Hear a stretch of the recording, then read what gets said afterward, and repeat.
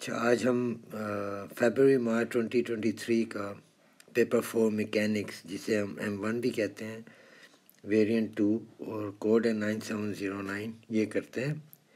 इसमें हमारा जो पहला क्वेश्चन है, A crate of mass 200 kg is being pulled at constant speed along horizontal ground by a horizontal rope attached to a winch. The winch is working at a constant rate of 4.5 kilowatt and there is a constant resistance to the motion of the crate of magnitude 600 Newton. Part A. Find the time that it takes for the crate to move a distance of 15 meter. अच्छा, इसमें एक रफली सा हम बना लेते हैं। Suppose ये हमारा एक क्रेट है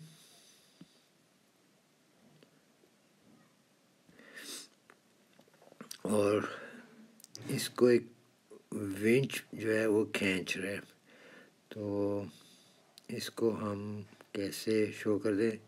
चलें, ये एक ऐसी डायग्राम बनाते हैं जो इसको ये पुल कर रहा है, विंच है।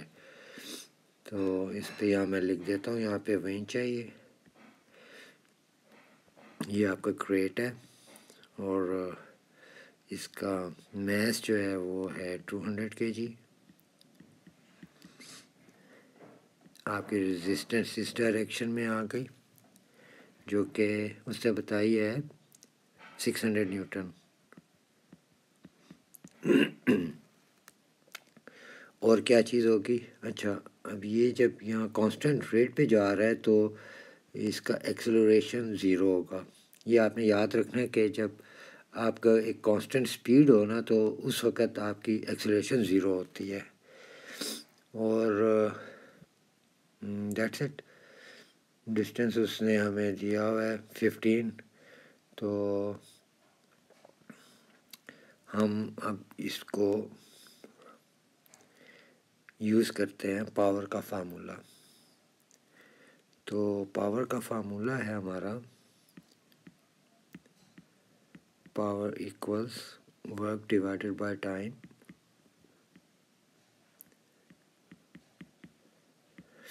अच्छा, वर्क जो है वो हमारी होती है फोर्स इनटू डिस्प्लेसमेंट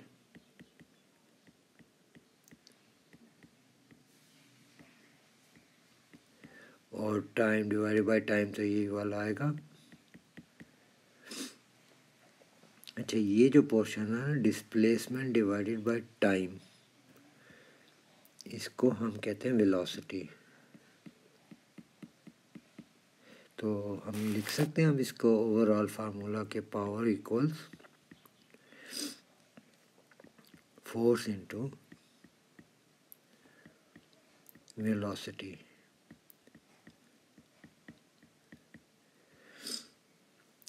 और इसका शॉर्टकट P इक्वल्स F.V। तो अब पावर आ गई हमारे पास कितनी, उसे दी हुई है 4.5 किलोवाट। तो 4.5 टाइम्स 1000, किलो को कहते ही 1000 है, इक्वल्स, और हमारी जो है वो फोर्स है कितनी, मैग्नीट्यूड 600 न्यूटन, और हमारी वेलोसिटी जो है वो डिस्प्लेसमेंट ओवर टाइम से, तो डिस्प्लेसमेंट कितना हुआ, वही डिस्टेंस हुआ 15 डिवाइडेड बाय टाइम जो है वो आपका अननोन है। अब इसको सब्जेक्ट करें तो time equals 600 times 15 divided by 4.5 times 1000। तो इसको आप सॉल्व करेंगे तो ये 2 सेकेंड्स आ जाएगा आपका टाइम, और ये इसका आंसर है।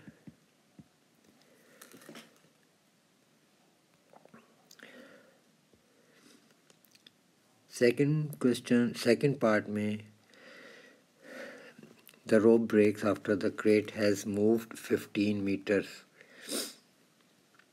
और बी पार्ट में वो कह रहा है find the time taken after the rope breaks for the crate to come to rest. अच्छा,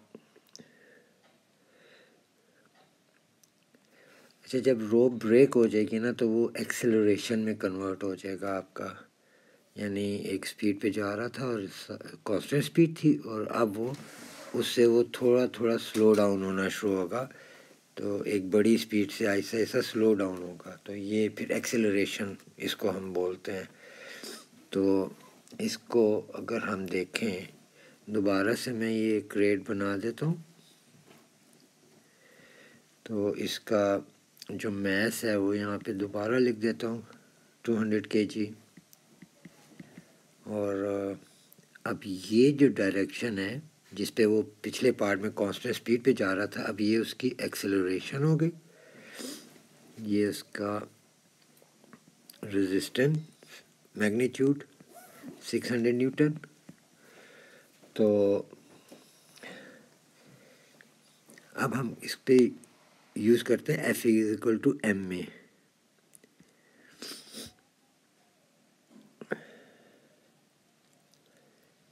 तो इसकी फोर्स जो है वो आप 600 लिखेंगे तो अपोजिट डायरेक्शन में तो आप लिखें -600. मैस इसका 200 है और एक्सेलरेशन इसका एक्सेलरेशन ही है. तो यहाँ से आपका एक्सेलरेशन निकल आएगा A = -600 डिवाइडेड बाय 200.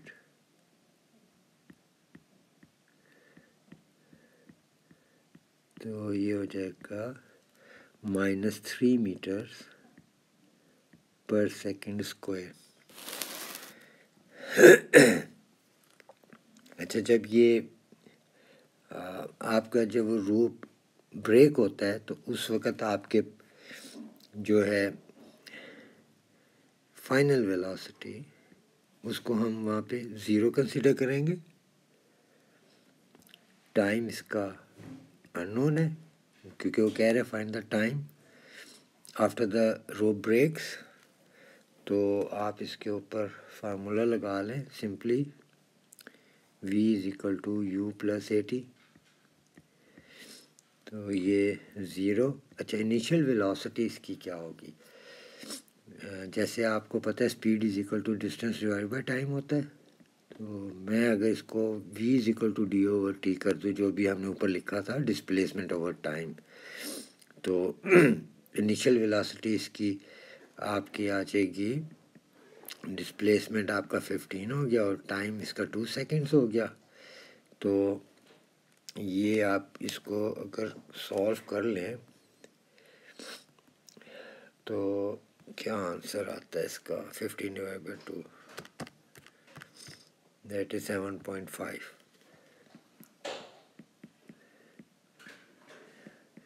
तो इसकी U जो है ना, ये आप U कर लें इसको, ये आ जाएगा 7.5 प्लस A आपका जो था वो -3 आपने निकाला था और T आपने कैलकुलेट करना है. तो ये हो जाएगा 0 = 7.5 - 3t. तो 3t = ये यहाँ पे शिफ्ट कर दिया तो 7.5. तो t = 7.5 डिवाइडेड बाय 3. तो इसको डिवाइड बाय 3 करें तो ये आता है 2.5. तो टाइम इज 2.5 seconds.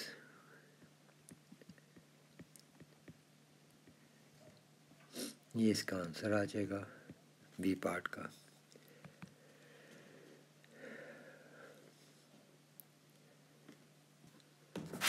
क्वेश्चन 2 में a particle piece projected vertically upward from horizontal ground with speed 15 metre per second. Part A में वो कह रहे हैं find the speed of P when it is 10 metre above the ground. तो इसमें हम क्या करते हैं कि एक डायग्राम बना लेते हैं. सपोज ये आपका पार्टिकल पी कर लेते हैं। अब ये ग्राउंड लाइन है, इसका जो एक्सेलरेशन होगा वो -10 मीटर पर सेकंड स्क्वायर होगा क्योंकि प्रोजेक्टेड अपवर्ड है, और इसकी जो इनिशियल स्पीड होगी जिसे हम u से लिखते हैं वो है 15 मीटर पर सेकंड।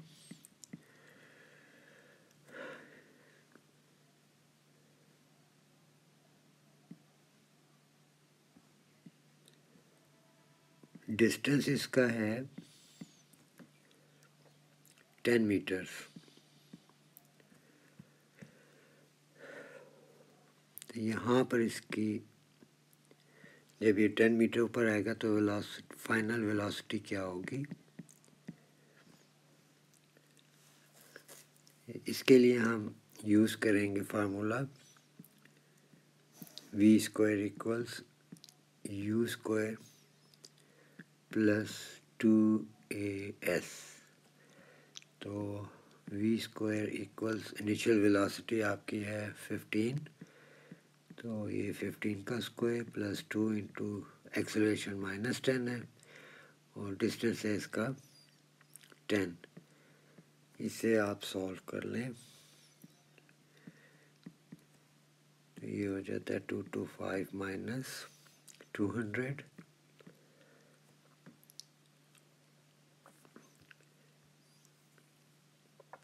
तो ये हो जाएगा v square is equal to 25 and v is equal to 25 square root. तो v is equal to 5 metre per second.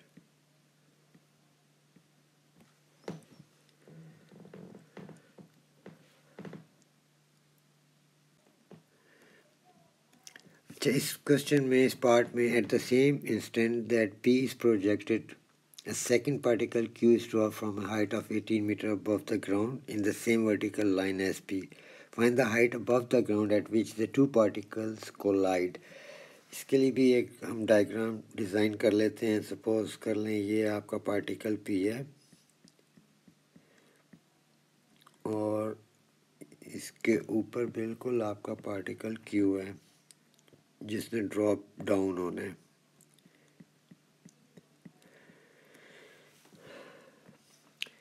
अच्छा, पार्टिकल p जो है उसकी आपकी इनिशियल वेलोसिटी पिछले पार्ट में उससे बता दी थी 15 मीटर पर सेकंड है, अपवर्ड ऊपर की तरफ जा रहा है।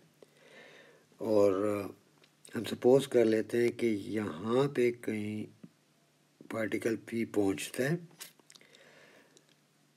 और उधर से पार्टिकल q ड्रॉप होता है। हम ये सब सपोज कर रहे हैं कि इस पॉइंट पे आके ये कोलाइड कर रहे हैं।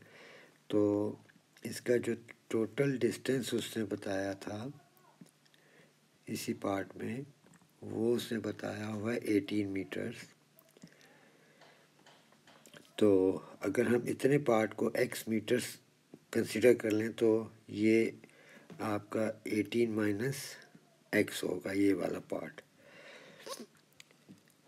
अच्छा, इसकी जो है पार्टिकल q की जो एक्सेलरेशन है वो, क्योंकि वो नीचे की तरफ आ रहा है तो वो +10 मीटर्स पर सेकंड स्क्वायर होगी, और इसकी पार्टिकल p की एक्सेलरेशन वो ऊपर की तरफ मूव कर रहा है तो वो होगी -10 मीटर पर सेकंड स्क्वायर। तो अब हम चलते हैं इसके सॉल्यूशन पे। तो फॉर पार्टिकल p हम बनाते हैं, फार्मूला लगाते हैं s is equal to ut plus half at square. तो इसमें हमारा, ये हम पार्टिकल p के लिए कर रहे हैं, तो इनिशियल वेलोसिटी हमारी उसकी 15 है, t हमारा t है, हाफ और इसका -10 और टी स्क्वायर, क्योंकि हमें टाइम तो मालूम नहीं है तो इसको सिंप्लीफाई कर लें। 2 5 10, तो ये आपका बन जाता है s is equal to 15t minus 5t square. ये हमारी इक्वेशन नंबर 1 बन गई। अब हम कर लेते हैं फॉर पार्टिकल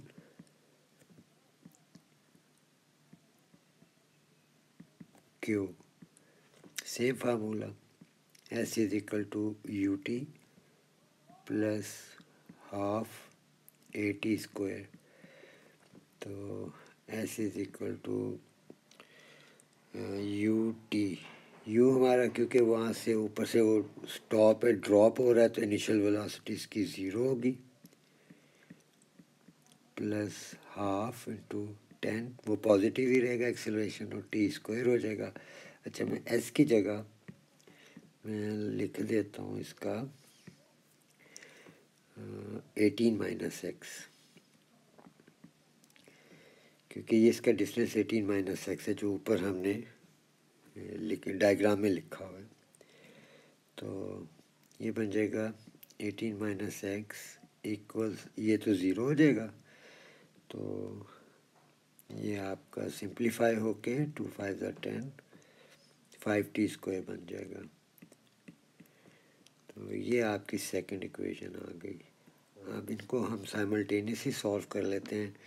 एस, ये जो है एस है ये हमारा डिस्टेंस है, यानी हमने उसको एक्स यहाँ पे डिनोट किया हुआ है, तो उसको हम पुट कर देते हैं इसमें 18 माइनस एक्स की जगह आपने वो एस की वैल्यू डालनी है। तो ये बन जाएगा आपका 15t minus 5t square, this is equal to 5t square. अब ब्रैकेट ओपन कर लें, 18 minus 15t plus 5t square is equal to 5t square. तो ये और ये तो कैंसिल हो जाएंगे, तो 18 is equal to positive 15t, ये वहाँ पे शिफ्ट हो जाएगा, तो 18 over 15 is equal to t, जो कि 6/5 बनती है। तो अच्छा, अब ये आपका टाइम निकला एक्चुअली। तो आपने अब इसको हाइट, हमने find the height above the ground at which the two particle collides, तो आप इसको इक्वेशन नंबर 1 में भी पुट कर सकते हैं। ये जो s is equal to 15t minus T square, तो इसके अंदर अगर हम पुट कर लें तो देखते हैं s is equal to 15 times 6/5 minus 5 times 6/5 का whole square. 5 3s are 15, 6 5s are 6 3s are 18 minus ये हो गया 5 टाइम्स 36/25। फाइनली इसको अगर आप सिंप्लीफाई कर लें तो ये आपका बनता है 10.8 मीटर्स। ये आपका इस पार्ट का आंसर आ जाता है। Question number 3. A particle moves in a straight line starting from rest from a point O. The acceleration of the particle at time t second after leaving O is a meter per second square, where a equals 4 times t power 1 by 2. In part A, he says find the speed of the particle when t is equal to 9.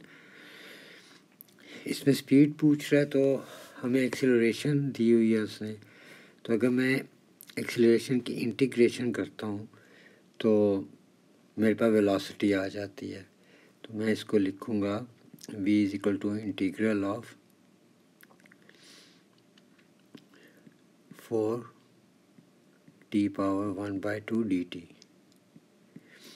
अब इससे आप reverse process है, तो आप acceleration से आप velocity में आ रहे हैं, तो ये हो जाएगा 4t पावर 1/2 में +1 के तो 3/2 डिवाइडेड बाय 3/2 प्लस c। तो ये आपका हो जाता है v equals 4 into 2/3 t power 3/2 plus c, जो 8/3 t पावर 3/2 प्लस c। अब यहाँ पे देखिए क्वेश्चन में कह रहा है particle moves in a straight line starting from rest from a point O. तो रेस्ट पे वेलोसिटी ज़ीरो है, तो टाइम भी ज़ीरो है, तो इसका मतलब क्या हुआ कि सी भी इसका ज़ीरो होगा। आप टी में ज़ीरो पुट करें तो ये सारी ख़त्म हो जाएगी वैल्यू, वी की जगह ज़ीरो लगाते तो C is equal to zero हो जाएगा। तो आपकी वेलोसिटी इक्वेशन निकली V equals 8/3 T power 3/2। C zero है तो अब ज़ीरो तो हम नहीं लिखेंगे।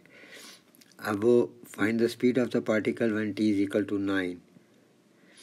तो when T is equal to 9 तो हमारी वेलोसिटी क्या होगी, तो जस्ट आपने 9 पुट करना है।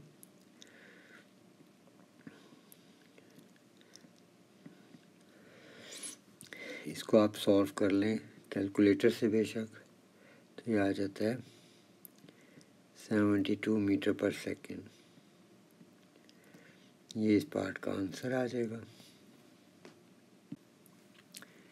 बी पार्ट में ये पूछ रहे find the time after leaving O at which the speed which is in metres per second and the distance travel this is also in metres are numerically equal. तो इसके लिए अब हमारे पास डिस्टेंस नहीं है, तो इसको हम वेलोसिटी को इंटीग्रेट करेंगे तो फिर हम डिस्टेंस में आ जाएंगे। तो हम लिखते हैं S is equal to integral of velocity V D T. अब वेलोसिटी हमने पिछले पार्ट में उसको निकाला था, तो वो था 8/3 टी पावर 3/2 डी टी। अब इसकी इंटीग्रेशन कर लेते हैं, तो ये हो जाएगा 8/3 टी पावर 3/2 में 1 प्लस ऐड करें तो 5/2 आ जाएगा डिवाइडेड बाय 5/2 प्लस सी। तो एस इज इक्वल टू इसको अगर 5/2 को लेफ़्ट साइड पे ऊपर 8/3 के साथ लिखेंगे तो 2/5 आएगा, तो जो बन जाता है आपका 16/15 टी पावर 5/2 प्लस सी। अच्छा, जब ये पार्टिकल आफ्टर लिविंग ओ, तो उस वक़्त आपका टी भी ज़ीरो है और डिस्टेंस भी आपका ज़ीरो है, तो इन दोनों की जगह ज़ीरो लिखेंगे तो सी भी आपका ज़ीरो निकल आएगा। तो आपने क्या करना है, अब सी की जगह ज़ीरो तो नहीं लिखना, तो सी रिमूव कर देते हैं, आपकी इक्वेशन बन गई S is equal to 16/15 T power 5/2। ये आपकी डिस्टेंस की इक्वेशन आ गई। अब वो इस पार्ट में उससे कहा है कि स्पीड और डिस्टेंस आर न्यूमेरिकली इक्वल, तो यानी velocity is equal to distance. तो वेलोसिटी की इक्वेशन हमने लिखी थी जो कि है 8/3 T power 3/2 this is equal to, अभी डिस्टेंस की जो आपने निकाली है 16/15 टी पावर 5/2। अब एक ही तरफ ले आते हैं इसको, तो 8/3 T power 3/2 minus 16/15 T power 5/2। अब इसमें कॉमन ले लेते हैं हम।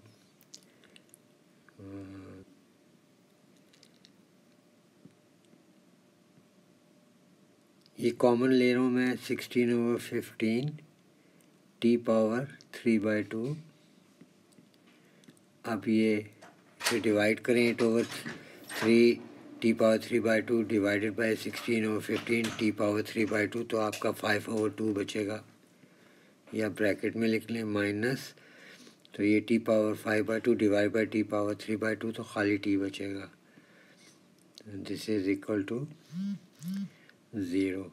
अच्छा, जब ये मैं यहाँ पर लेके गया था तो मैं यहाँ पे 0 लिखना भूल गया था, इसको 0 के इक्वल करें। अब ये दोनों यानी 16/15 T power 3/2 is equal to 0 हो गया, और 5/2 minus T is equal to 0। तो यहाँ से टी इज इक्वल टू 0 हो जाएगा, जो कि नॉट वैलिड, क्योंकि ये तो स्टार्टिंग पे टाइम 0 था। तो यहाँ से टी वहाँ भेज दें तो 5/2 इज इक्वल टू टी। तो ये टाइम है जो वो पूछ रहा है। Find the time after leaving O at which the speed and the distance travel are numerically equal. तो ये आपका आंसर आएगा इस पार्ट का। Question number 4. A toy railway locomotive of mass 0.8 kg is towing a truck of mass 0.4 kg on a straight horizontal track at a constant speed of 2 meters per second. There is a constant resistance force of magnitude 0.2 Newton on the locomotive, but but no resistance force on the truck. There is light rigid horizontal coupling connecting the locomotive and the truck. State the tension in the coupling. अच्छा, अगर इसको हम जल्दी से एक छोटा सा diagram बना लें, ये सपोज कर लें आपका ट्रक है और ये कनेक्टेड है एक लोकोमोटिव से। लोकोमोटिव को हम एक बड़ा सा वो बना देते हैं रिंग। तो ये आपका लोकोमोटिव है। तो ये इस तरफ टेंशन है, ये इस तरफ टेंशन है। इसका वेट है 0.4 kg और ये इसका वेट है 0.8 kg। एक्सेलरेशन इसकी आप रख लें 0, क्योंकि कांस्टेंट स्पीड है। और उससे ये भी बताया कि no resistant force on the truck. अच्छा, इसमें आप सिर्फ ट्रक को भी ले सकते हैं, आप दोनों ट्रक और लोकोमोटिव को एज ए कंबाइंड ले सकते हैं। इसमें सिर्फ लोकोमोटिव से भी हम कैलकुलेट कर सकते हैं, मगर बेहतर ये है कि आप सिर्फ ट्रक को ले लें, क्योंकि इसमें आपके पास वैल्यूज़ बड़ी कम यूज़ होनी है। मिसाल के तौर पे मैं अब टेंशन फाइंड आउट करने के लिए F इजिकल टू एम में यूज़ कर रहा हूँ। तो अब मैं सिर्फ ट्रक को ले रहा हूँ, यहाँ पे मैं लिख देता हूँ ट्रक।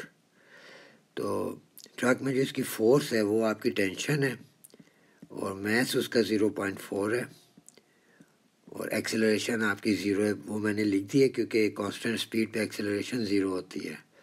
तो ये मल्टीप्लाई होकर 0 हो गया, तो ये 0 न्यूटन इसकी टेंशन है। ये इसका आंसर आ जाएगा। तो ये ज़्यादा इजी है कि आप सिर्फ ट्रक को ले लें, क्योंकि इसमें आपको वैल्यूज़ कम से कम पिक करनी पड़ेंगी। पार्ट बी में कह रहे हैं find the power produce by the locomotive engine. अच्छा, पावर का फार्मूला है P is equal to work divided by time. ये तो इसका एक जनरल फार्मूला है। यहाँ पर हम इसको यूज़ करेंगे power equals D into V। अच्छा, D क्या है? D है ड्राइविंग फोर्स। तो पावर का मतलब हुआ फोर्स इंटू वेलोसिटी। अब वो फोर्स क्या है, वेलोसिटी क्या है? Displacement divided by time. तो आपने अब इसमें से सिर्फ डी कैलकुलेट करना है। तो अब ये आप पूरा सिस्टम को ले लेते हैं हम, और जिसमें लोकोमोटिव और आपका ट्रक दोनों शामिल हैं। अब सिस्टम को अगर हम लेते हैं तो फिर again F physical to M में यूज़ करते हैं। अब यहाँ पर जो एफ होगा जब हम पूरे सिस्टम को लेंगे तो उसमें आपका ये आ जाएगा डी माइनस यानी ड्राइविंग फोर्स माइनस 0.2। ये जो आपका 0.2 है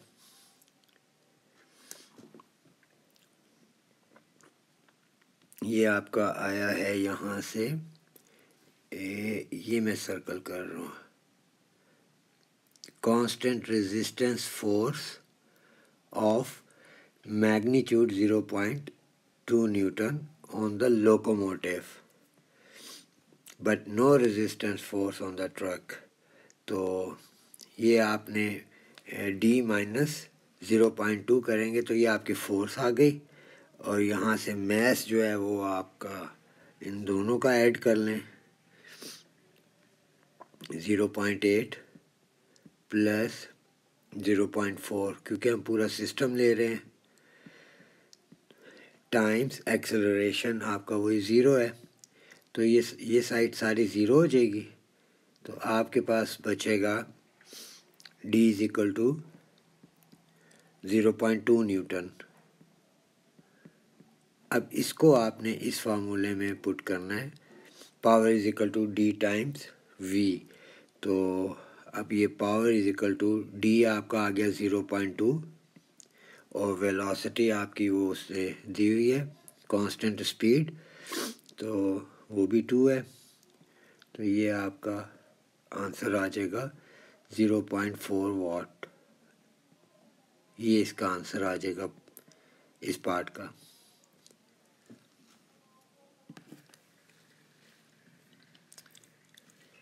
अच्छा, the power produced by locomotive engine is now change to 1.2 watt. तो पार्ट सी में वो कह रहा है कि find the magnitude of the tension in the coupling at the instant that the locomotive begins to accelerate। अच्छा, इस part के लिए हमें क्या करना है कि एक नई new driving force find out करनी है, क्योंकि पावर प्रोड्यूस जो है वो चेंज हो गई है अब 1.2 वाट पे। तो पावर जो है वो फिर फार्मूला मैं यहाँ पे यूज़ करूँ d times v, d means driving force. तो यहाँ पर पावर की जगह मैं लिख देता हूँ 1.2 इक्वल्स ड्राइविंग फोर्स मालूम करनी है तो उसको रहने दे, डी को एज इट इज़, और वेलोसिटी कांस्टेंट है 2 हो गया। तो यहाँ से आपका जो है डी वो निकलता है 0.6 न्यूटन। अच्छा, अब हम सिर्फ ट्रक को कंसीडर करते हैं, ये टेंशन के लिए कैलकुलेशंस कर रहा हूँ मैं, तो कंसीडर ट्रक ओनली, क्योंकि ये मैंने पिछले पार्ट में भी बताया था ये आसान है, इसके ऊपर ज़्यादा फोर्सेस की एप्लीकेशन नहीं हो रही। तो मैं अब एक्सीलरेशन फाइंड करूँगा तो मैं लिखता हूँ एफ फिजिकल टू एम में। अब इसके एफ में आपका सिर्फ टी आएगा टेंशन, तो मैस इसका 0.4 है और टाइम्स एक्सेलरेशन अननोन है। ये अब यहाँ पे आप इसको इक्वेशन नंबर 1 कहते हैं। अब आप होल सिस्टम को ले लें, कंसीडर द होल सिस्टम।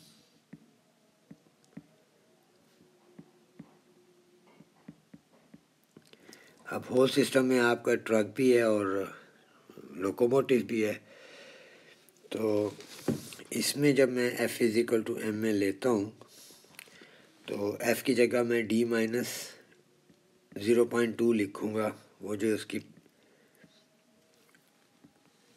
ये देखें इस क्वेश्चन में रेजिस्टेंस फोर्स थी ना कि there is a constant resistance for a magnitude 0.2 newton on the locomotive. तो ड्राइविंग फोर्स माइनस 0.2 और this is equal to mass. अब इन दोनों का प्लस कर लें, लोकोमोटिव का और ट्रक का तो वो 0.4 और 0.8 था, जो कि 1.2 बनता है, तो 1.2a। अब डी की जगह आपने यूज़ करना है जो आपने अभी यहाँ पर ये फाइंड आउट किया था, 0.6। तो ये हम लिख लेते हैं 0.6 minus 0.2 is equal to 1.2a। यहाँ से आप इसको सॉल्व करेंगे, एक्सेलरेशन आपका आ जाता है 0.33 मीटर पर सेकंड स्क्वायर। इसे आपने ना यहाँ पे पुट कर देना है, तो ये फिर आपकी टेंशन निकल आएगी 0.4 टाइम्स 0.33, तो tension would be equals to 0.133 newton. ये इसका आंसर आ जाएगा इस पार्ट के लिए। अच्छा, क्वेश्चन नंबर 5 में डायग्राम दिया हुआ है और बता रहा है कि diagram shows A block D of mass 100 kg supported by two sloping struts AD and BD, each attached at an angle of 45 degrees to fixed points A and B respectively on a horizontal floor. The block is also held in place by a vertical rope CD attached to a fixed point C on the horizontal ceiling. The tension in the rope CD is 500 Newton and the block rests in equilibrium. Part A. Find the magnitude of force in each of the struts AD and BD. तो इसमें एक diagram हम बना लेते हैं forces का। यहाँ पर अगर मैं एक हॉरिजॉन्टल लाइन बनाऊँ तो ये पैरेलल टू AB हो गई, तो इधर ये 45 डिग्री अल्टरनेट एंगल होके यहाँ पर आ गया। ये इसका फोर्स डाउनवर्ड आ गया, जिसको हम 100G बोलेंगे। तो इधर से अगर मैं एक राइट एंगल ट्रायंगल बनाऊँ तो ये भी 45 डिग्री हो जाएगा।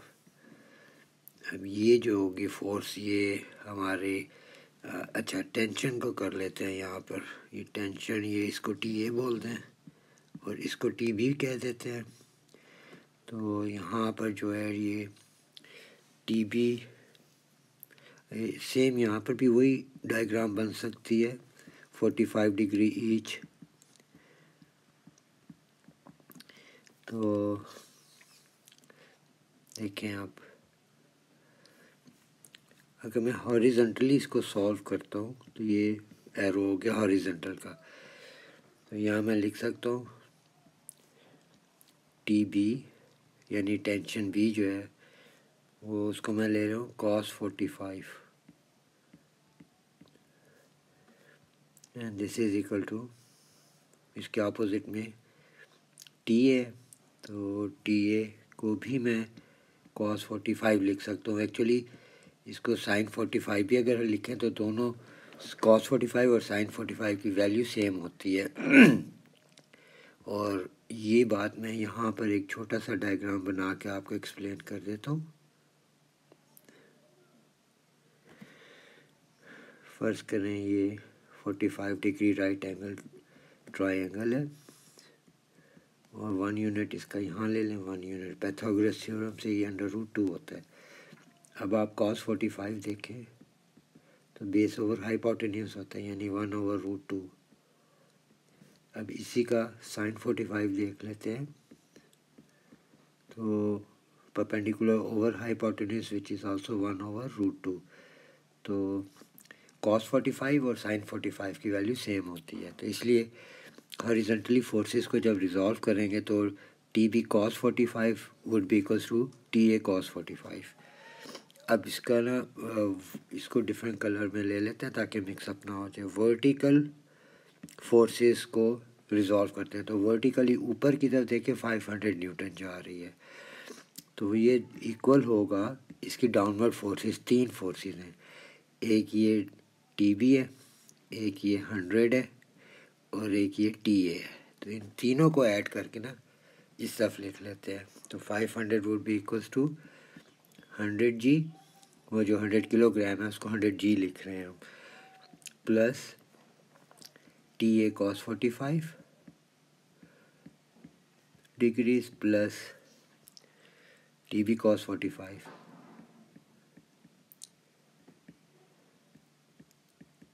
अब इसको हम सिंप्लीफाई कर लेते हैं तो ये हो जाता है हमारा 500 इक्वल्स ये 100 मल्टीप्लाई बाय 10 प्लस टी और टी बी में से एक ले लें आप, सपोज टी ए ले लेते हैं तो उसकी वैल्यू मैंने अभी ये जो ब्लू में डायग्राम बनाई हुई है cos 45 की, तो वो बन जाती है 1/√2 और प्लस टी बी cos 45 की भी वही वैल्यू बनेगी, तो आप इसको मल्टीप्लाई बाय 2 कर दें, ये बन जाएगा 500 इक्वल्स 1000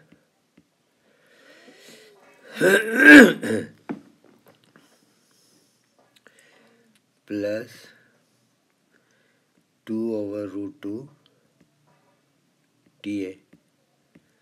अब ये सारी चीज़ें उस तरफ जाएंगी तो माइनस ये 500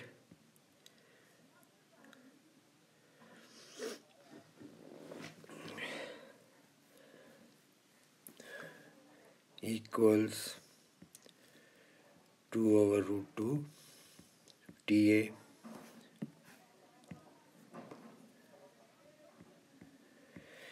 यहाँ से आप TA को सब्जेक्ट कर लें तो ये बन जाता है -250√2। अच्छा ये TA है तो TB भी वही होगा, same equals TB।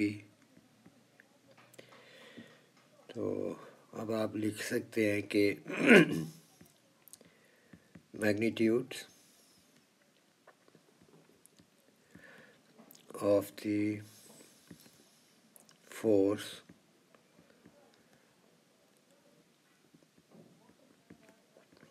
of the struts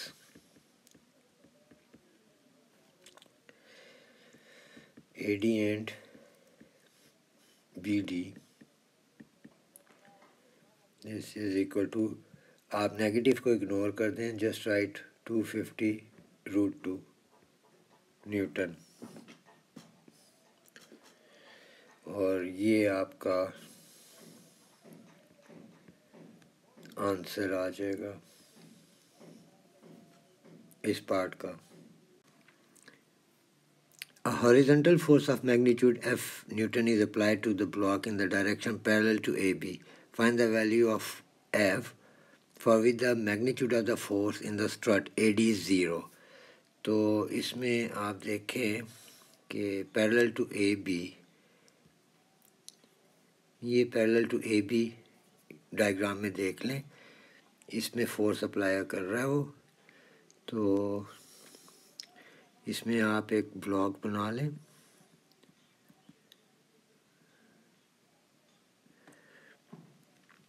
इस तरफ इसका 500 न्यूटन उसे दिया हुआ था, डाउनवर्ड जो है वो 100 G,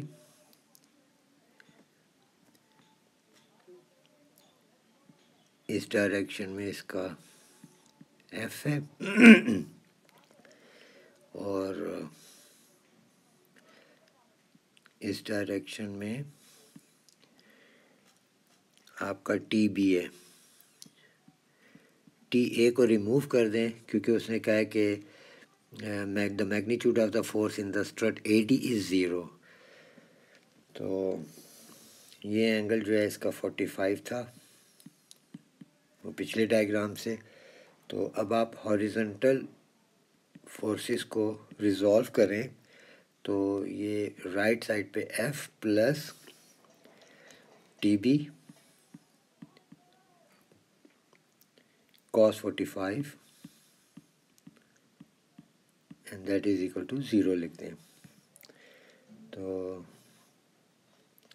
यहाँ पर आप टी बी cos 45 को सब्जेक्ट करें, that is equal to -F।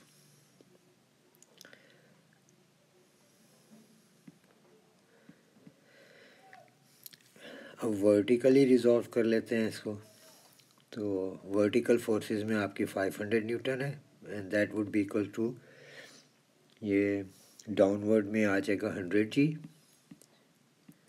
Plus TB cos 45।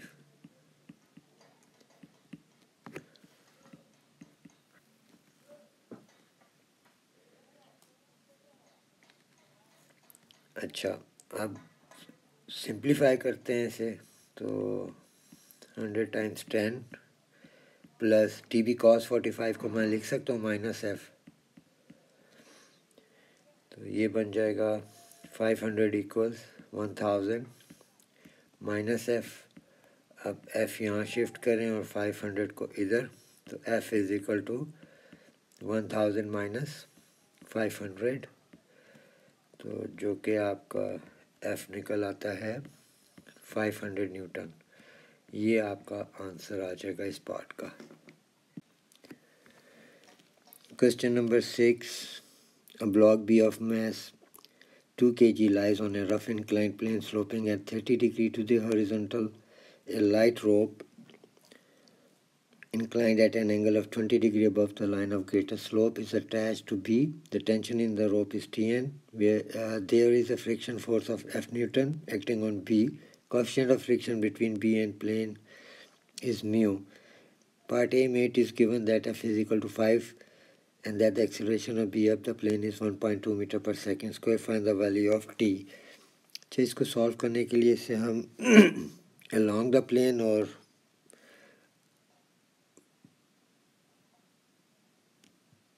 Vertical to the plane, यहाँ पे R होगा नॉर्मल, ये आपका वेट है, 2 kg को हम 2G लिखेंगे और ये इसके बिल्कुल पीछे इस तरह परपेंडिकुलर लाइन तो 30 डिग्री यहाँ पर बनेगा ये। तो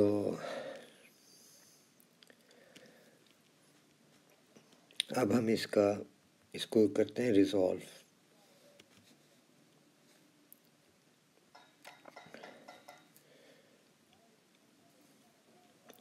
तो अलोंग द प्लेन को जब हम रिजॉल्व करेंगे तो हम इसका एरो इस तरह लगा देते हैं।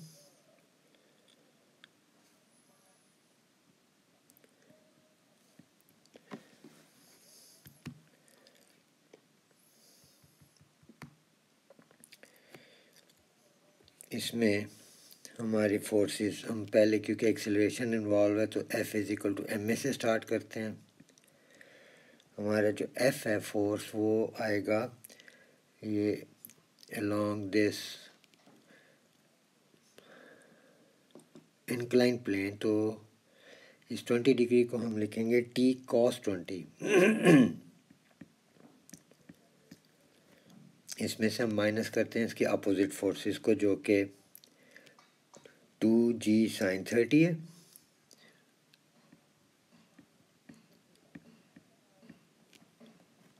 प्लस ये F न्यूटन, ये जो इसके ऑपोजिट है फ्रिक्शनल फोर्स, और ये आपका F हो गया और मैस उसने दिया हुआ है 2 और एक्सेलरेशन दिया हुआ है वो अलोंग द प्लेन एक्सेलरेशन है, तो उसने दिया हुआ है 1.2 मीटर पर सेकंड स्क्वायर। तो ये 1.2 इससे मल्टीप्लाई कर लें। अब इसको सिंप्लीफाई करते हैं तो ये T cos 20 minus 2 into G का 10 आ गया और sin 30 जो होता है वो 1/2 होता है, प्लस F उसने 5 दी हुई है and this is equal to 2.4। इधर से आप इस सारे को अगर आप सिंप्लीफाई कर लें तो आपका T निकलता है 18.516।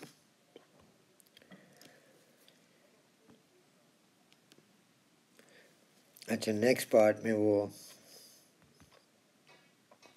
हमें कह रहा है find the value of mu. तो ये परपेंडिकुलर टू द प्लेन हम फोर्सेस को यहाँ पे रिजॉल्व करते हैं। तो उसमें हमारे पास जो फोर्सेस हैं वो है R plus T sin 20 and this is equal to, इसके अपोजिट है 2G cos 30। ये आप देख लें डायग्राम में, आर को हम ये 20 डिग्री से जब लेंगे तो ये एक तो आर हो गया, दूसरा ये टी को जब हम लेंगे तो 20 डिग्री से, तो ये 20 साइन टी साइन 20 डिग्री बनेगा। इसके अपोजिट अगर आ जाएं तो ये जो 2G है ये cos 30 बनेगा, 30 डिग्री के हिसाब से इसको लेंगे। तो इसको अब हम सिंप्लीफाई कर लें तो ये बन जाता है R is equal to 2G का आ गया 10 और cos 30 का आ गया √3/2 माइनस ये जो t sin 30 है, तो t की वैल्यू आपने ऊपर भी निकाली है 18.516 sin 20 और यहाँ से आपकी वैल्यू ऑफ r जो है वो आ गई 10.98। अब f is equal to mu R होता है, f आपका 5 दिया हुआ है, म्यू आपने कैलकुलेट करना है, r जो है वो आपने 10.98 लिखना है। यहाँ से आपकी म्यू की वैल्यू आ जाती है 0.455। ये यहाँ तक इसका आंसर आ जाएगा। बी पार्ट में एक बता रहा है, it is given instead that mu is equal to 0.8 एंड T is equal to 15, determine whether B will move up the plane. तो इसको परपेंडिकुलरली सॉल्व कर लेते हैं पहले। तो इसमें वही जो डायग्राम में आपने पिछले पार्ट में किया था परपेंडिकुलर फोर्सेस का, तो R plus T sin 20 and that is equal to 2G cos 30। ये वही सेम यूज़ कर रहे हैं। तो यहाँ से R की वैल्यू हम कैलकुलेट कर सकते हैं। 2 जो है वो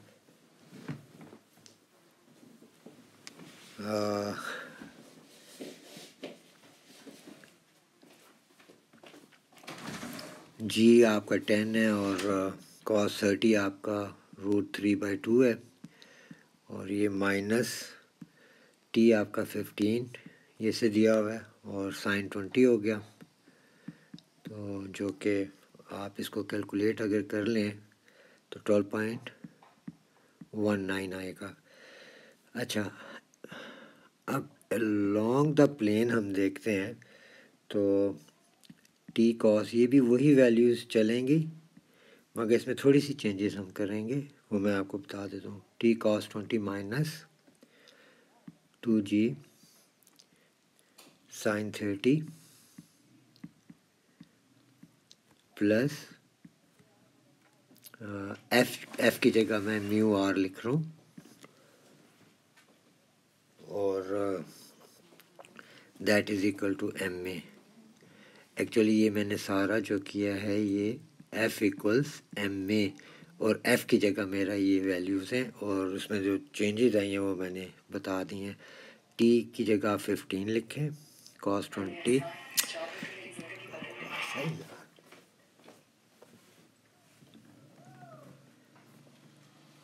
माइनस 2 इंटू 10 और sin 30 1/2 प्लस म्यू आर, म्यू आपका उसने 0.8 दिया हुआ है इसी पार्ट के अंदर और आर आपने कैलकुलेट किया है 12.19 and that is equal to, maths आपका 2 है और ए आपका अब आपने नया कैलकुलेट करना है। तो इस सारे को अगर आप सॉल्व कर लें तो आपका ए निकलता है -2.83 मीटर पर सेकंड स्क्वायर। तो इसका क्या मतलब हुआ कि आपका जो एक्सीलरेशन है वो नेगेटिव में है। तो पहले स्टार्ट में तो ऊपर जा रहा था, तो अब वो नीचे की तरफ आ रहा है। यानी उसे पूछे determine whether B will move up the plane, तो आपने कहना है no, not moving up the plane.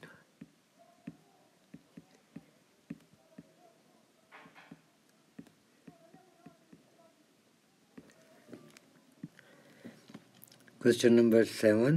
The diagram shows a smooth track which lies in a vertical plane. Section AB is a quarter circle of radius 1.8 meter with center O. Section BC is a horizontal straight line of length 7 meter and OB is perpendicular to BC.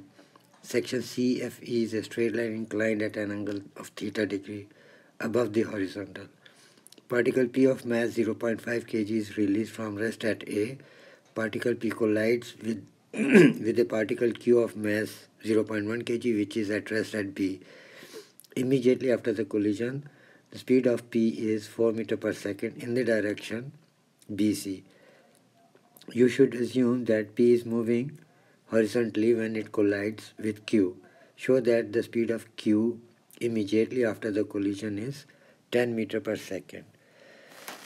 अच्छा, इस question को solve करने के लिए पहले आप थोड़ा सा हम डायग्राम की हेल्प लेते हैं। यहाँ पे पार्टिकल क्यू बना देते हैं, सॉरी पार्टिकल पी। इसका मैस जो है वो उसने बता दिया हमें। मैस ऑफ पी जो है वो 0.5, यस 0.5 kg है। और इसके इनिशियल वेलोसिटी यहाँ पे ए पे इनिशियल वेलोसिटी ऑफ पी वो 0 है। Height 1.8 metre. अब इधर हम बना देते हैं क्यू इस जगह पे बी पे। ये पार्टिकल क्यू यहाँ पर है। इसका उसने हमें मैस दिया हुआ है, मैस ऑफ क्यू 0.5 kg, नहीं 0.1 kg।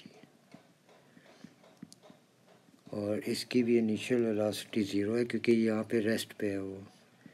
इनिशियल वेलोसिटी u से u of q is equal to 0। अब ये इधर से आया p, जब रिलीज़ करेंगे तो ये इससे हिट होगा और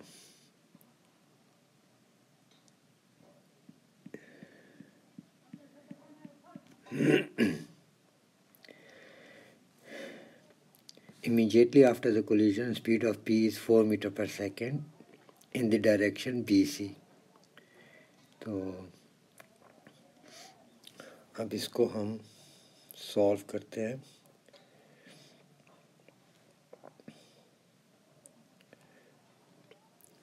तो जब ये हिट करेगा तो हम इसको स्टार्ट करते हैं कंजर्वेशन ऑफ एनर्जी से।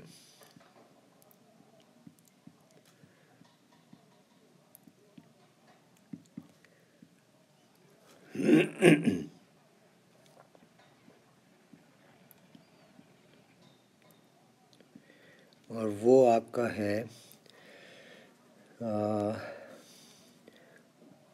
Potential energy equals kinetic energy. यानी जब ए पे पी टॉप पे है तो उस वक़्त पोटेंशियल एनर्जी हाईएस्ट है इसकी, और जैसे वो रिलीज़ होगा तो वो कन्वर्ट हो जाएगी काइनेटिक एनर्जी में। तो पोटेंशियल एनर्जी होती है mgh, काइनेटिक एनर्जी होती है half mv²।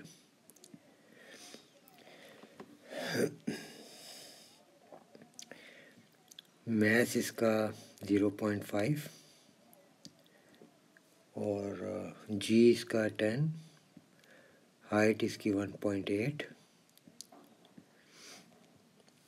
Is equal to half, mass इसका 0.5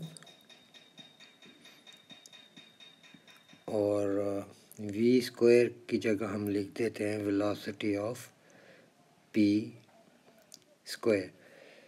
इधर से अगर आप इस सारे को सॉल्व करें तो वेलोसिटी ऑफ p आपकी निकलती है 6 मीटर पर सेकेंड।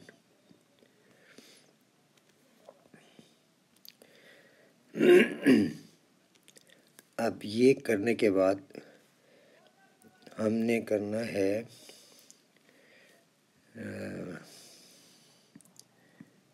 कंजर्वेशन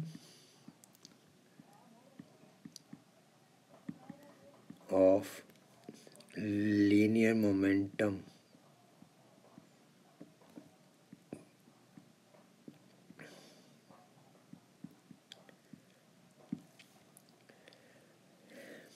जो कि है m1v1 plus m2v2 sorry m1v1 plus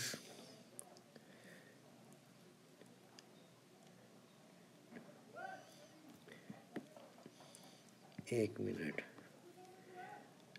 m1u1 is equal to m2v2 plus m2u2।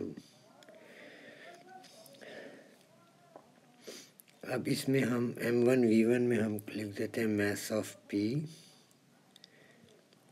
और v1 में हम लिख देते हैं v velocity of p plus m1u1 इसमें हम ले लेते हैं q को मास ऑफ q और initial velocity of q is equal to m2v2। ये mass of p velocity of p, इसको p2 कह दें, यहाँ v2 कह दें इसको, प्लस क्योंकि ये आफ्टर कोलिजन है यहाँ पे mq और vq।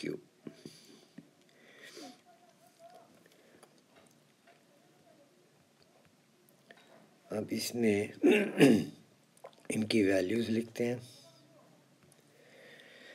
तो ये हो जाएगा 0.5 times velocity of p6 plus mass of q 0.1 है और उसकी इनिशियल वेलोसिटी 0 है इज इक्वल टू फिर मास ऑफ p 0.5 और velocity of p 4 plus mass of q 0.1 times velocity of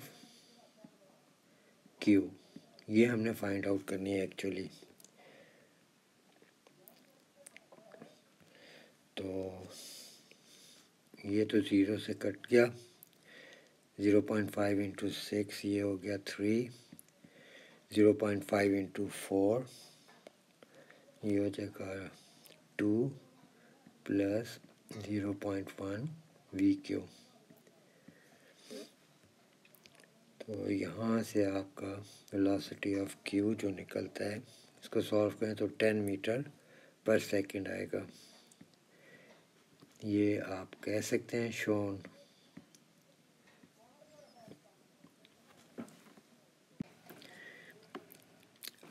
When Q reaches C, it collides with a particle r of mass 0.4 kg which is at rest at C.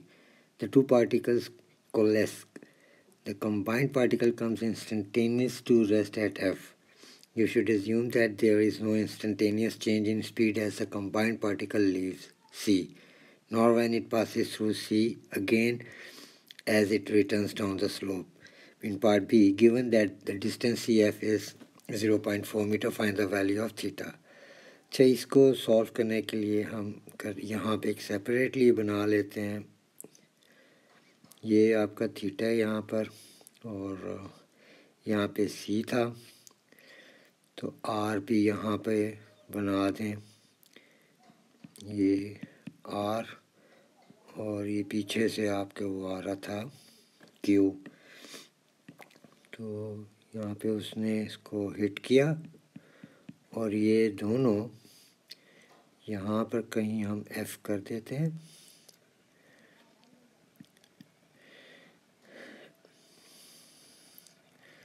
इधर ये दोनों पहुँचे हैं, तो कोलेस का मतलब साथ चिपक गए, एक साथ मूव कर रहे हैं।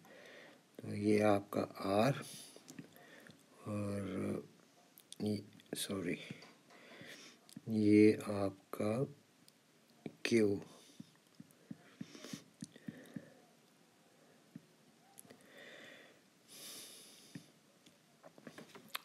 और ये डिस्टेंस उसने हमें दिया है सी से लेके एफ तक का।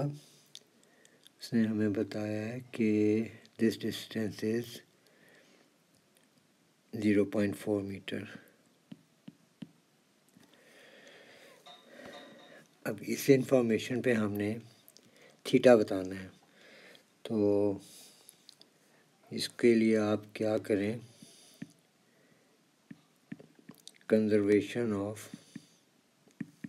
लीनियर मोमेंटम यूज़ करें।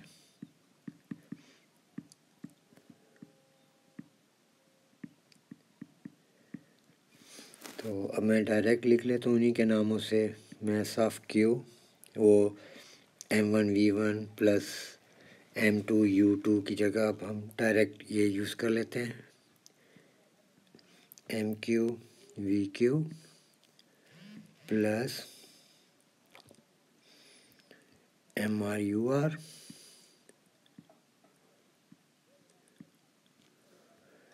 इज इक्वल टू, अब वो क्योंकि कोलेस्कू है, कोलेस का मतलब एक साथ वो चिपक जाते हैं और मूव करते हैं, तो उनका मास कंबाइन हो जाता है, mq प्लस mr, और यहाँ पे उनकी वेलोसिटी।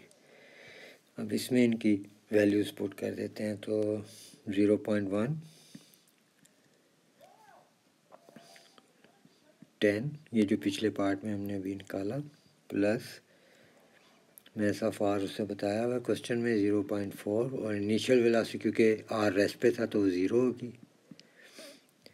अब यहाँ पर 0.1 प्लस 0.4 और इसकी वेलोसिटी, ये तो कैंसिल कर दें, 0.4 इंटू 0, तो यहाँ से वेलोसिटी को सॉल्व करें तो वो आ जाती है आपकी 2 मीटर पर सेकेंड।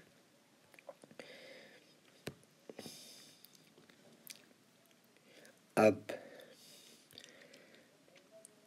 एक्चुअली ये थीटा निकालने के लिए ना ये हमें हाइट चाहिए, इसको मैं ब्लैक से शो कर देता हूँ, एफ से। ये हाइट, अगर हमारे पास ये हाइट आ जाती है तो हमारे पास आर एफ जो कि हाइपोटेन्यूज बन रहा है, ये हमारे पास है 0.4 मीटर, और हाइट हम कैलकुलेट कर लेंगे, तो हम फिर साइन थीटा यूज़ कर सकते हैं थीटा की वैल्यू निकालने के लिए। तो इसके लिए हम क्या करेंगे, वही potential energy is equal to kinetic energy. तो ये पोटेंशियल एनर्जी आपकी है mgh is equal to kinetic है 1/2 हाफ mv²। तो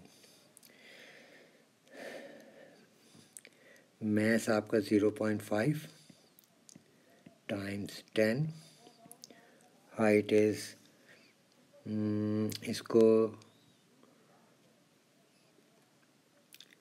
मैं अगर सेपरेटली इसको हाइट को हम देखें कि किस नाम से बनता है, ये हाइट है, ये 0.4 है, ये थीटा, तो sine theta is equal to perpendicular over hypotenuse. तो height is equal to 0.4 sine theta. तो मैं h की जगह ये लिख सकता हूँ 0.4 sine theta is equal to half, math आपका क्या 0.5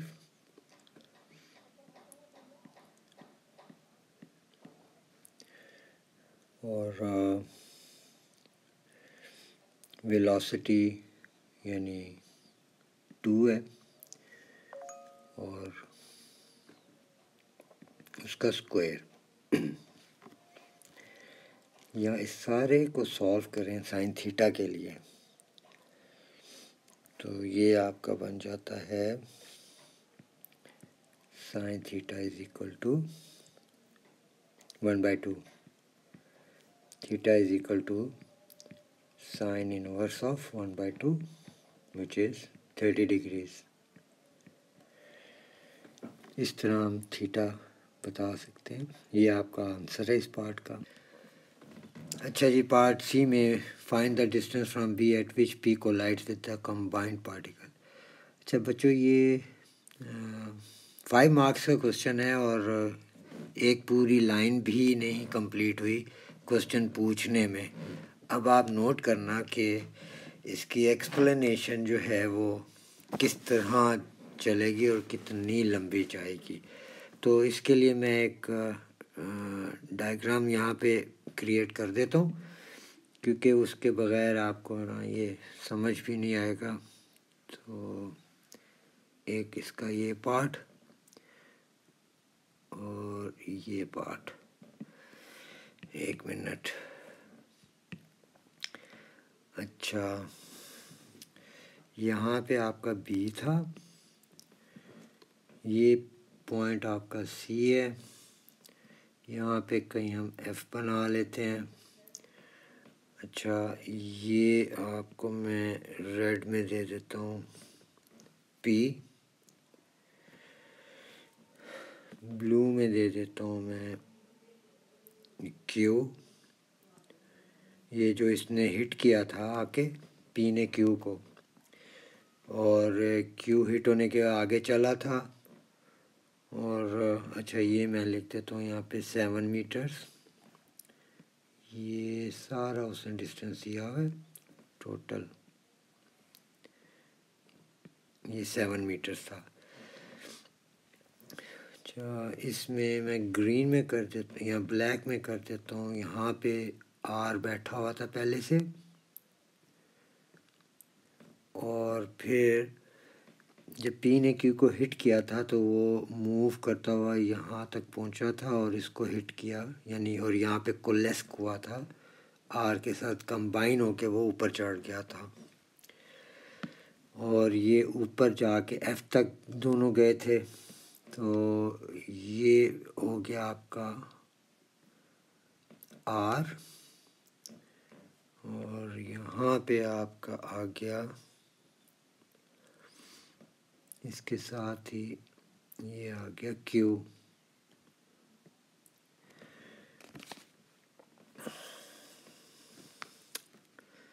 अच्छा, और क्या मैंने बनाना है यहाँ पर, यहाँ पे कर लेते हैं हम 30 डिग्री एंगल। ये सारी चीज़ें हमने पीछे फाइंड आउट भी की हुई हैं। तो अब चलते हैं इसके सॉल्यूशन पे।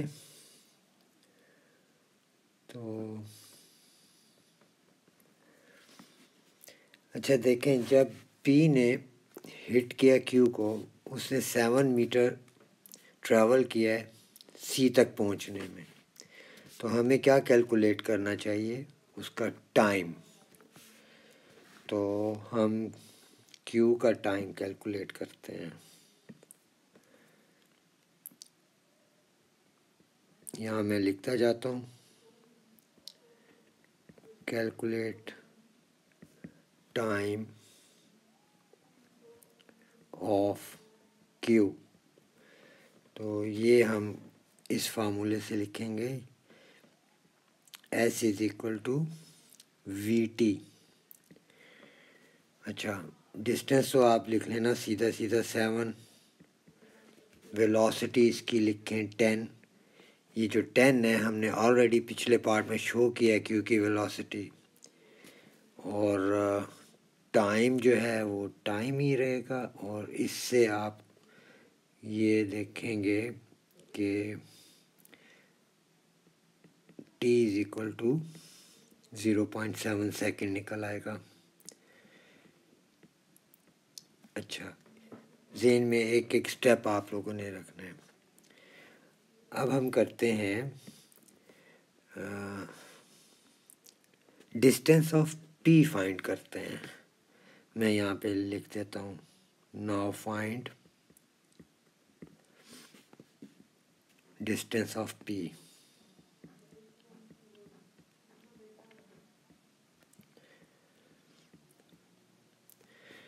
अच्छा, उसके लिए हम करते हैं s is equal to V T. तो ये हो जाएगा s is equal to velocity इसकी 4 है, और ये क्वेश्चन में गिवन थी, और टाइम मैं लिख रहा हूँ 0.7।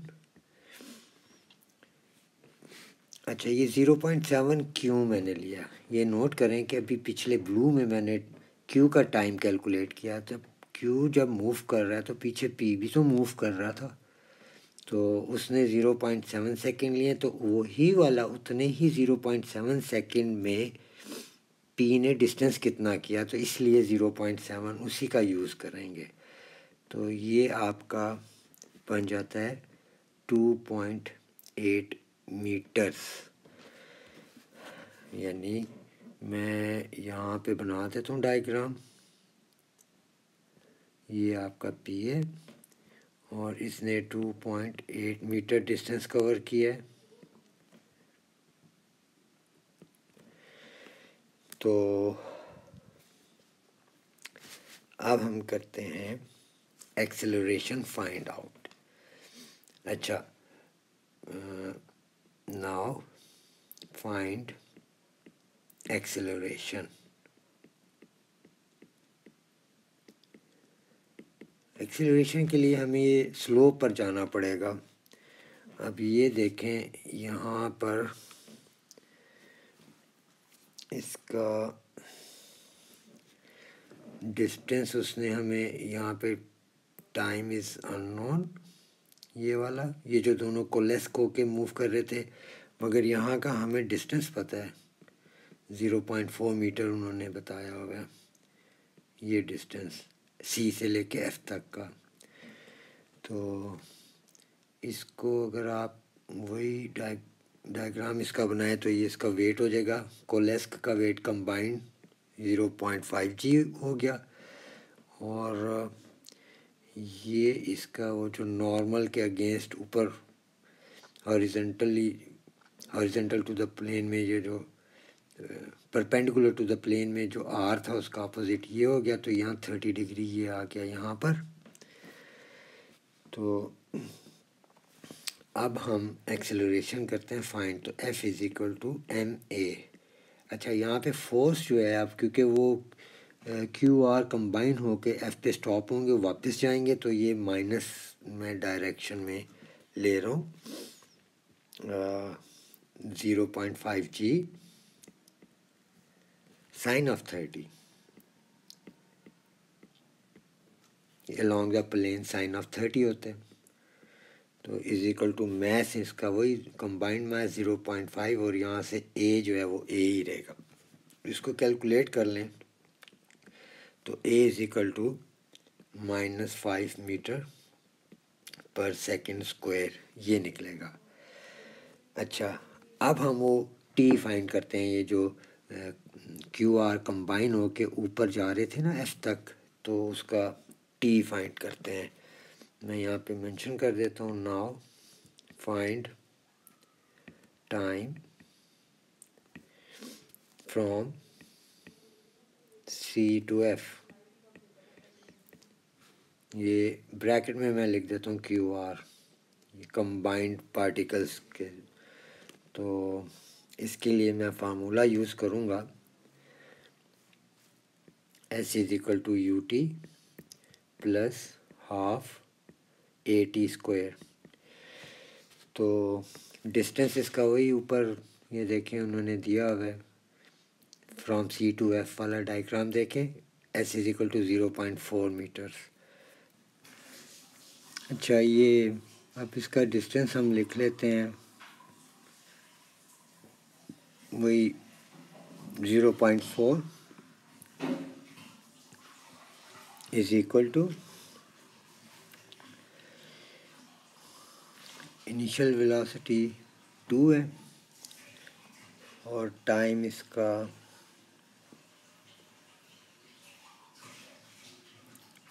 t प्लस हाफ एक्सेलरेशन हमने कैलकुलेट किया -5 और टी स्क्वायर। तो अब 0.4 का फ्रैक्शन में कर लें तो 2/5 is equal to 2t minus 5/2 T square. इस सारी इक्वेशन को मल्टीप्लाई बाय 10 कर दें तो ये बन जाएगा 4 is equal to 20t minus 25t square. अब एक तरफ सब सेटअप ले आए तो 25t square minus 20t plus 4 is equal to 0। ये देखें ये 5t का स्क्वायर है और माइनस ये 2 का स्क्वायर है, 4 की जगह मैं 2 का स्क्वायर लिख रहा हूँ। तो ये हम ऐसा करने के बाद लिख सकते हैं, एक्चुअली ये फैक्टराइज कर रहा हूँ मैं, 5t minus 2 whole square is equal to 0। अब take square root on both sides, तो स्क्वायर रूट से स्क्वायर ख़त्म, तो 5t minus 2 is equal to 0 का स्क्वायर रूट 0 है। यहाँ से t आपका आ जाता है 2/5 या 0.4 seconds.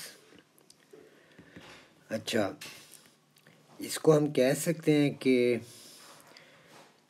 it takes 0.4 second for combined particles to move from C to F। अच्छा, C से F तक इन्होंने 0.4 सेकेंड लिया, तो वहाँ पे जाके स्टॉप हुए और फिर स्लाइड बैक करेंगे from F to C। So वो भी they will take the same 0.4 second to reach from F to C। Means total time जो है इनका हम लिख लेते हैं, टोटल टाइम ये 0.4 प्लस 0.4 विच इज़ 0.8 सेकेंड। तो अब हम फाइंड आउट करते हैं पार्टिकल P ने कितना डिस्टेंस कवर किया इस 0.8 सेकेंड के दौरान, वो भी तो मूव कर रहा था।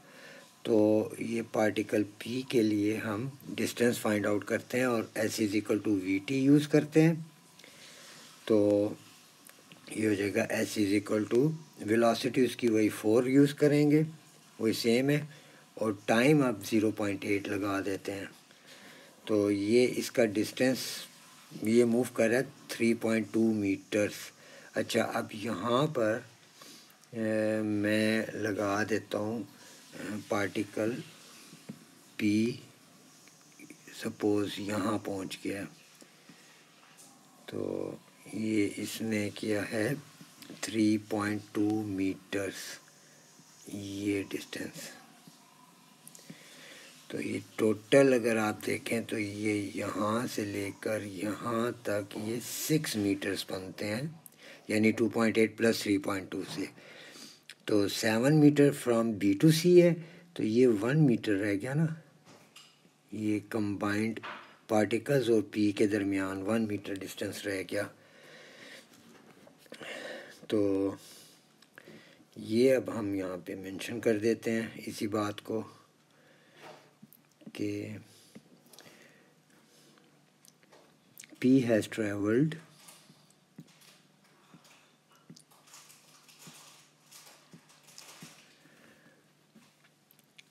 2.8 plus 3.2 is equal to 6 meters. अब हमने फाइंड आउट करना है डिस्टेंस जिस पर P और QR कोलाइड करेंगे. ये भी मैं यहाँ पे लिख देता हूँ. Now we have to find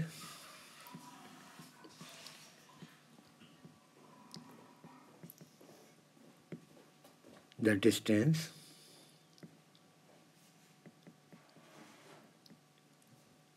at which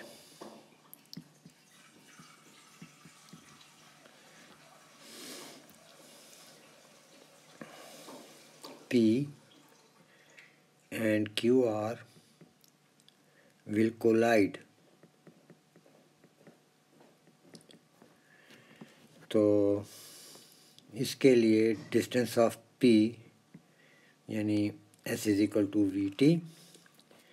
तो ये आपका वेलोसिटी 4 और टाइम T है, हमें नहीं पता. तो इधर से डिस्टेंस ऑफ QR वो जो कंबाइंड पार्टिकल हैं वो भी VT है. तो वो वेलोसिटी 2 है और टाइम का हमें नहीं पता. Total distance is 1 metre.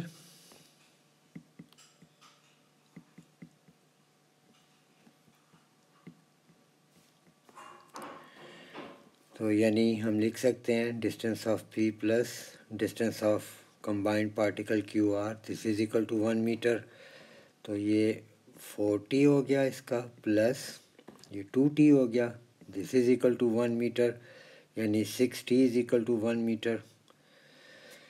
तो T is equal to 1/6 seconds. अब ये आप फाइंड आउट कर सकते हैं. इसमें हमें क्या करना है कि डिस्टेंस ऑफ P इक्वल्स 40 था. इसमें आप डिस्टेंस ऑफ 4 इंटू 1/6 करें. तो डिस्टेंस ऑफ P जो है वो 2/3 निकल आया. अच्छा, अब यहाँ पे आपने करना ये है कि 6 मीटर जो P ने ऑलरेडी तय किया हुआ है प्लस ये 2/3 ये उसमें ऐड कर लें. तो ये बन जाएगा 6 whole number 2/3 meters when P collides with combined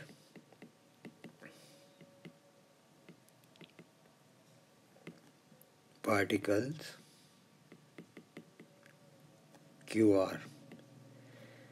ये आपका फाइनल इस पार्ट का आंसर है. इसके साथ ही आपका ये पेपर भी ख़त्म.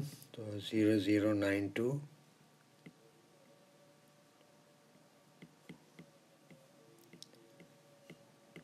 ये मेरा नंबर है. किसी किस्म की इंक्वायरी या कांटेक्ट करना तो आप इस पे ये व्हाट्सएप नंबर है, कांटेक्ट कर सकते हैं. Thank you.